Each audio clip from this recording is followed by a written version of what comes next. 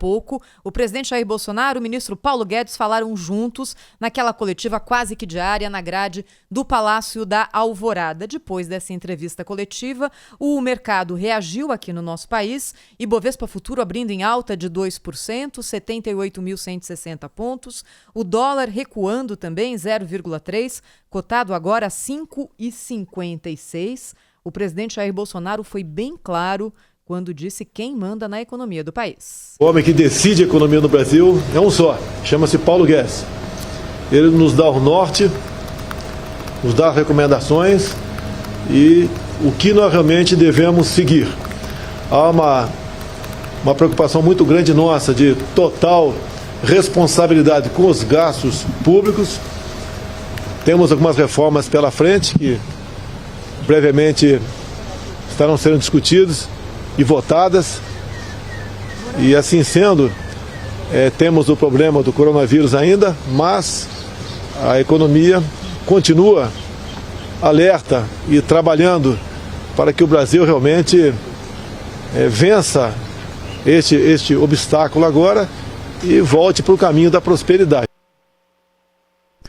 Foi para tranquilizar mesmo o mercado, porque já se começava a falar na possibilidade da saída do Paulo Guedes, né? Só faltava, depois do Mandetta e do Moro, sair exatamente o ministro da Economia, que é o alicerce do governo Bolsonaro, né?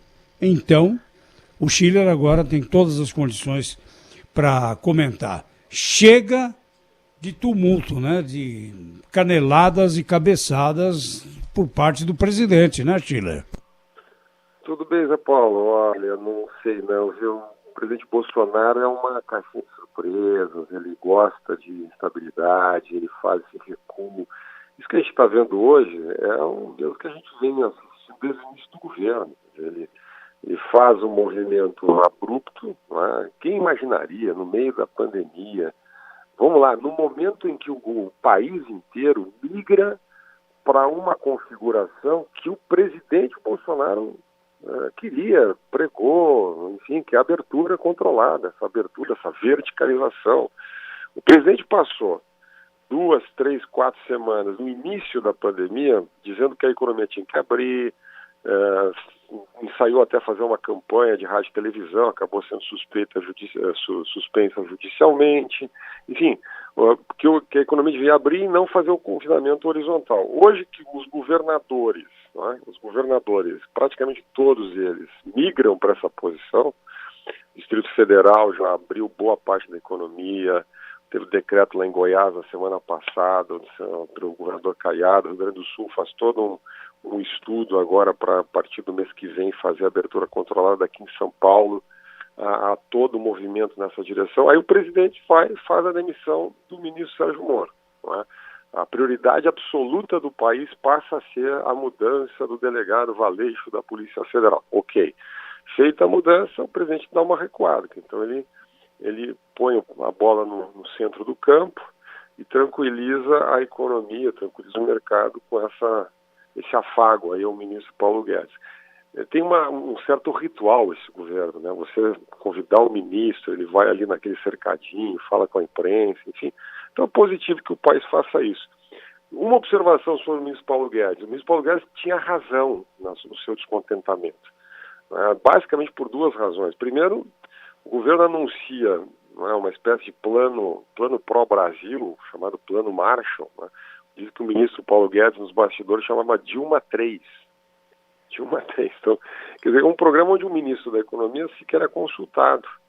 Um programa que é um PowerPoint muito vago, juntando uma série de investimentos de infraestrutura, que boa parte do governo já tem. Aí começa uma alusão à ruptura do teto de gasto, que é uma questão fundamental, que é a âncora fiscal do país. Se ruir o teto de gastos, que desmorona toda a confiabilidade fiscal do país. Então, não faz nenhum sentido isso. Aí você tem essa disputa interna com o Rogério Marinho, claramente naquela entrevista, ou aquele pronunciamento da sexta-feira, houve um bate-boca entre o ministro Paulo Guedes e o ministro Rogério Marinho. E é óbvio que... E aí você tem o problema do auxílio aos estados. Qual é a grande pauta no Congresso essa semana? o governo, e aí o ministro Paulo Guedes fez certo, bateu o pé, dizendo que esse apoio infinito e sem contrapartidas, não é, do governo federal aos estados, cobrindo toda a perda de arrecadação de ICMS e ISS, que não tem sentido. Não é? Então, houve uma série de tratativas nos últimos dias, agora no fim de semana, na verdade, para que o senador Anastasia e o senador Davi Alcolumbre comandem uma negociação, onde entrem contrapartidas. Quais são essas contrapartidas? Congelamento de salários por 2 anos, né, e eventualmente uma compensação depois que a arrecadação voltar dos estados à União. Tudo muito complicado, mas algum tipo de contrapartida e alguma contenção nesse apoio aos estados e municípios vai ter que acontecer. A partir daí o ministro Paulo Guedes retoma um pouco do controle da pauta econômica que ele havia perdido, né? E dá alguma estabilidade, digamos assim, num momento difícil do governo. Aliás, por falar em contrapartida, Fernando Schiller, o ministro Paulo Guedes, também nessa entrevista coletiva de agora há pouco, falou sobre contrapartida do funcionalismo público, disse isso aqui.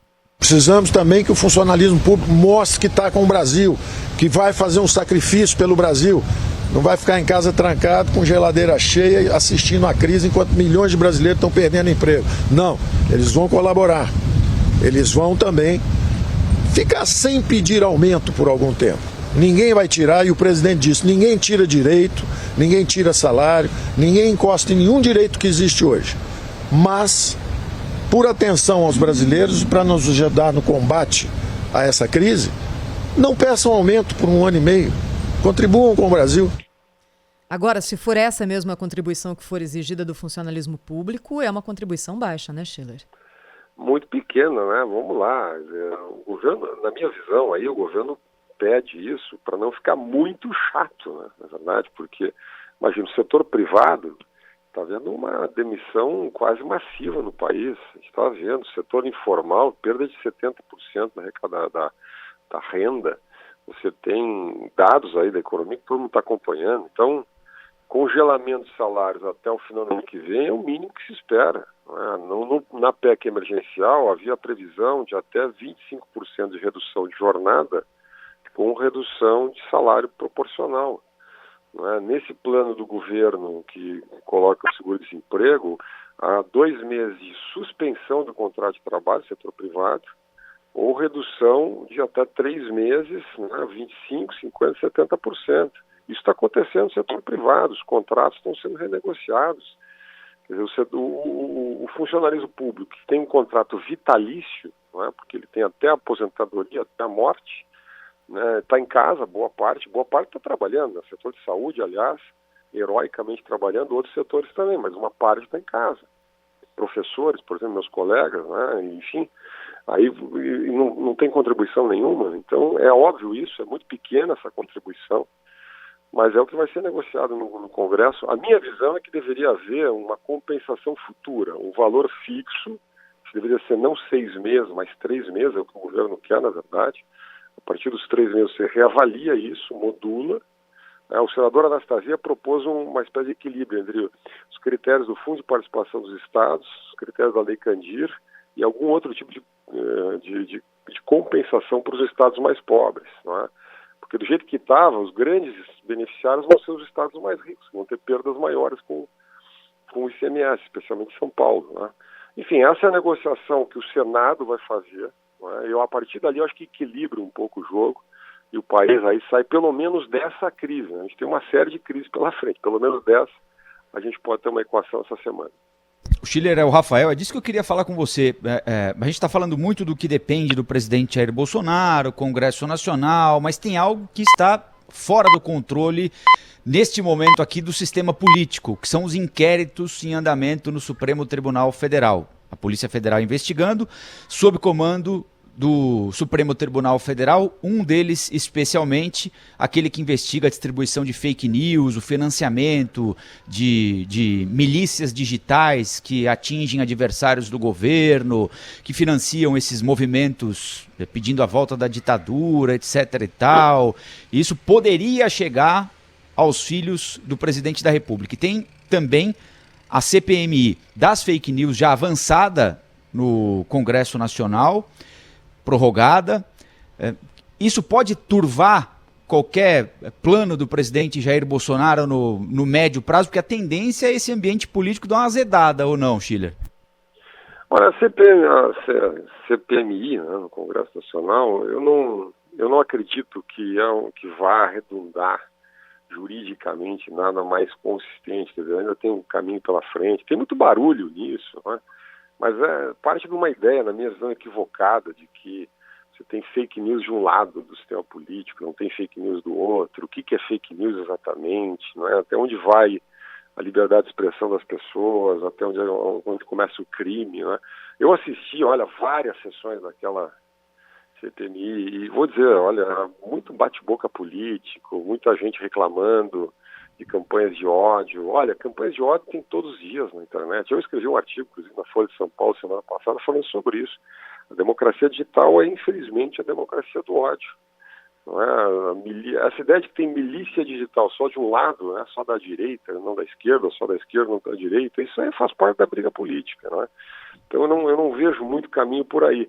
Eu acho que essa investigação sobre está autorizada já dos atos pró-ditadura, acho que sim. Acho que essa pode ter consequências jurídicas, vai ser conduzido pela própria Polícia Federal. Né? Então, a partir daí você tem, pelo Ministério Público, você tem um caminho. Né? E o que é curioso para mim é que a acusação, enfim, tem como base infração à Lei de Segurança Nacional, que é uma lei de 1983, que é uma lei que foi assinada pelo último presidente do regime militar, que é o general João Figueiredo. Né? Então é curioso, é um inquérito em defesa das instituições democráticas contra ameaças, enfim, elogios ao AI-5, fechamento do Congresso, etc., com base numa lei que foi editada nos estertores do regime militar. Não é? É uma lei, inclusive, que muita gente dizia que diz, né, que deveria ser extinta, que é uma lei superada. Né?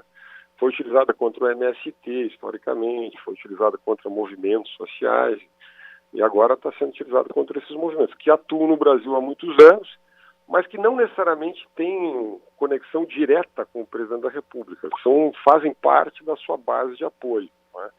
Então, acho que vai prosperar essa investigação, mas para mim ainda está muito longe, digamos, de atingir diretamente a figura do presidente da República. Eu acho que o que pode dar, Rafael, alguma incomodação ao presidente é esse pedido de informações do decano Celso de Mello ao presidente Rodrigo Maia, para que o presidente Rodrigo Maia se manifeste sobre os pedidos de impedimento do presidente da República. Né?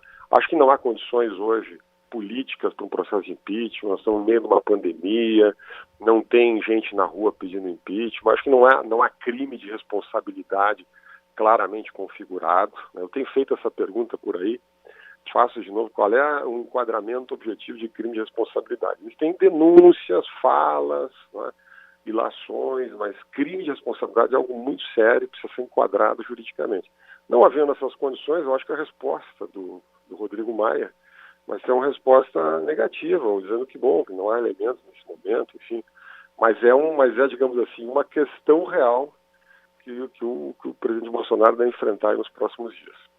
Ô Schiller, é o Pedro, rapidinho aqui, só para te aproveitar também, para te abordar um outro assunto. A gente tem ouvido aqui na Rádio Bandeirantes, né, ex-presidentes da República, ouvimos Michel Temer, ouvimos o Fernando Collor de Mello hoje, e os dois falaram da importância de se ter uma base. Então, além do FICO, do dia do FICO do Paulo Guedes hoje, o que você imagina aí para os próximos dias de comportamento do presidente da República e se ele vai seguir, né, essa ponderação feita aqui por dois ex-presidentes da República falando a respeito da necessidade de se ter uma base, o que foi no primeiro ano do presidente Jair Bolsonaro, né, muito longe do horizonte de composições. Nós tivemos a aprovação da reforma da Previdência sem o presidente ter uma base sólida. Tínhamos base para pautas econômicas, mas a pauta, por exemplo, de costumes e outros projetos, o presidente não contava com aquele apoio maciço no parlamento. Você imagina o Bolsonaro caminhando para esse lado aí e intensificando principalmente as relações com o chamado Centrão? Olha, Pedro, eu diria que o governo nos próximos meses vai ser um governo de sobrevivência. Não é um governo que vai se rearticular, que ele perdeu a pauta econômica, que pese a fala bem otimista do ministro Paulo Guedes hoje, o governo perdeu muito da pauta econômica, né? Pelo menos adiou essa pauta por muitos meses. Eu imagino que no mínimo até o final desse ano. Então esse é um primeiro ponto. Segundo ponto, a pauta conservadora, essa nunca andou. Ela dançou no Congresso direto. Né? Excludente ilicitude, escola sem partido, liberalização de armas, tudo isso aí não aconteceu. Quer dizer, é curioso, até a base conservadora continua sendo a base mais importante do governo, na militância, nas redes sociais, só que os projetos da base conservadora não andam, né? Nunca andaram, na verdade. Então, acho que o governo agora ele vai tentar um meio caminho. Vamos brincar aqui, uma meia sola. Ele não tem como fazer o que não fez lá no início, ou seja, compor um governo de base partidária. Eu escutei a entrevista do ex-presidente Fernando Collor, eu achei muito interessante quando ele disse, está chegando tarde, né? Nós estamos com 1 ano e 5 meses quase de governo. Está meio tarde. Só vem procurar na hora que precisa, né?